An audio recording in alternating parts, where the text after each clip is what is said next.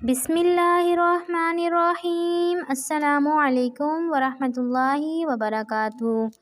وہ 5 میٹھے پھل جو شوگر کے مریضوں کے لیے انتہائی فائدہ مند ہیں۔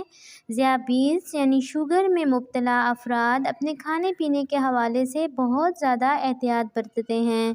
جہاں ذیابیطس کے مریض میٹھا کھانے سے پرہیز کرتے ہیں، وہیں انہیں مشروبات کے استعمال سے بھی منع کیا جاتا ہے۔ ایک رپورٹ کے مطابق اس وقت دنیا کے 42 کروڑ 50 لاکھ افراد ذیابیطس کا شکار ہیں۔ آم، چیکو اور تربوز ایسے پھل ہیں جن کے فوائد تو بہت ہیں، تاہم ان میں شوگر بھی کافی زیادہ موجود ہوتی ہے۔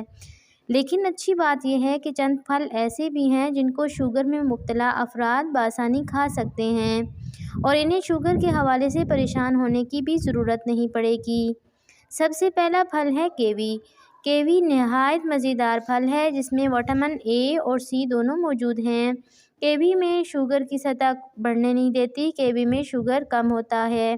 آڑو کو سلاد میں بھی کھایا جا سکتا ہے۔ اس کے علاوہ ذیابیطس میں مبتلا افراد اسے بغیر کسی فکر کے کھا سکتے ہیں۔ سنترے کو بھی ذیابیطس کے مریضوں کے لیے فائدہ مند پھل کہا جاتا ہے۔ اس میں فائبر، وٹامن سی، پوٹاشیم کی مقدار بہت زیادہ پائی جاتی ہے۔ سیب۔ روزانہ ایک سیب ذیابیطس میں مبتلا افراد کو کھانا چاہیے۔ اس میں فائبر موجود ہوتا ہے جبکہ اس سے نظام ہاضمہ بھی بہتر ہوتا ہے۔ امرود میں فائبر کی مقدار بہت زیادہ ہے۔ یہ بلڈ میں شوگر کو بڑھنے نہیں دیتے اور ہاضمہ کو بھی بہتر بناتا ہے۔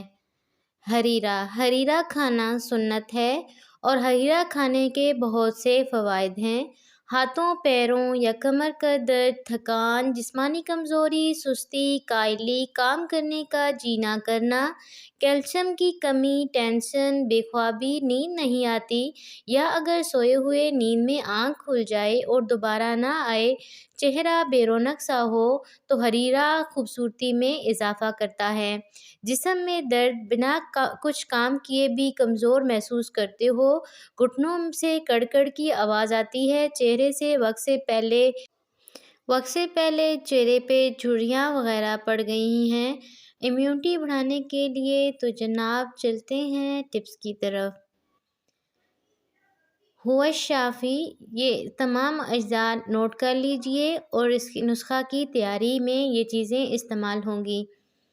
خیال رہے کہ ان چیزوں کو خالص کسی پنسار کی دکان سے لیں اور دودھ ڈبے کا نہ استعمال کریں بلکہ فریش ملک یعنی گائے یا بھینس کا دودھ استعمال کریں۔ دودھ یا بادام کا دودھ 1.5 کپ، یعنی بادام کو پیس لیں اور اس کا جو دودھ نکلتا ہے وہ 1.5 کپ۔ پھول مکھانا مٹھی بھر، بیج خشخاش 1 کھانے والا چمچ، سفوف دانہ الائچی خرد 2 عدد، مصری 1 کھانے والا چمچ، دودھ، پھول مکھانے، خشخاش، دانہ الائچی خرد، مصری، یہ ساری چیزیں دودھ کو برتن میں ڈال کر ہلکی آنچ پر رکھیں اور اس میں پھول مکھانے مٹھی بھر ڈال دیں اور ساتھ خشخاش، دانہ الائچی خرد پسا ہوا اور مصری تقریباً 5 تا 7 منٹ تک پکائیں اور اس کے بعد اتار لیں۔ ہریرا کھیر جیسا تیار ہوگا۔ ترکیب استعمال: اس دودھ محلول کو آپ نے چھاننا نہیں، ویسے ہی پی لینا ہے۔ مکھانا کو کھا لیں، یہ 1 دن چھوڑ کر اگلے دن پھر تیار کریں اور پئیں۔